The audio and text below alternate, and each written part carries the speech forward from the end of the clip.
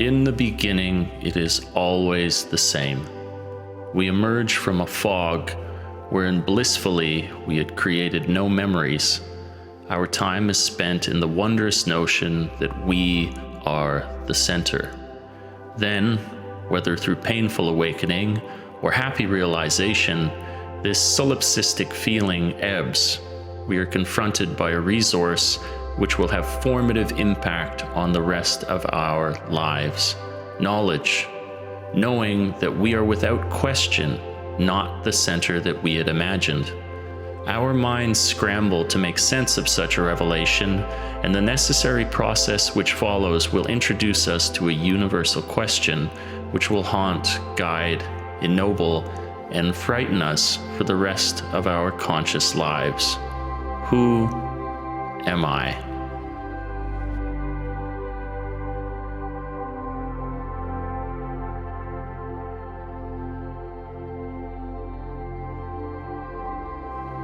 Given time and set out amongst the rest who are faced with the identical circumstances that the word I entails, we begin our climb.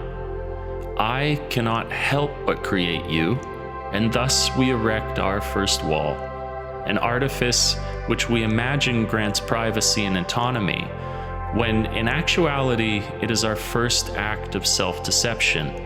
We imagine a competition, stakes, successes, failures, all of which either diminish or strengthen our interior selves when held up for comparison with the rest of our perceived world.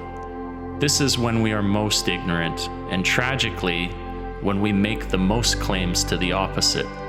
All our potential, all our energy, given over in prideful futility to the act of preserving a fledgling ego. We set up a dictatorship of fear in our hearts, happily giving over power to it, in the hopes that we could stamp out uncertainty, as though uncertainty were not what made life worth living. This, however, need not be the end of the story. We can ascend to a higher place, not reserved for any one type of people. It is difficult to reach, as all things worthwhile are, but nevertheless, never insurmountable.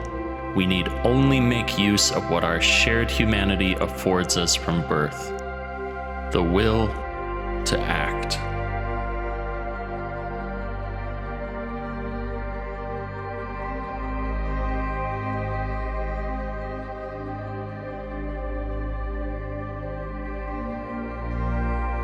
If in our time subjugated to pain, we do not give in to the monster which pain gives us permission to be, if in our trials, when it seems most warranted to turn our backs from others, we do not drown in the intoxication of isolating ourselves, we will catch a glimpse of something great, something liberating. At first, only a small part of the whole will be revealed.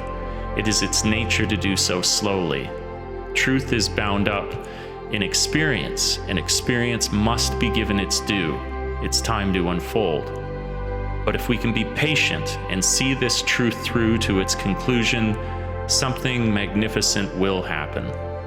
The shadows of our worst fears that always seem to stalk behind us will cease to do so.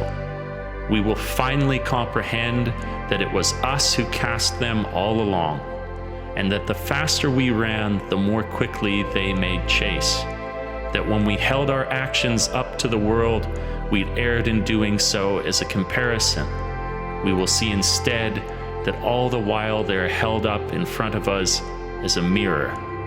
And that wall, which we thought necessary because I cannot help but make you, will have no need of evermore.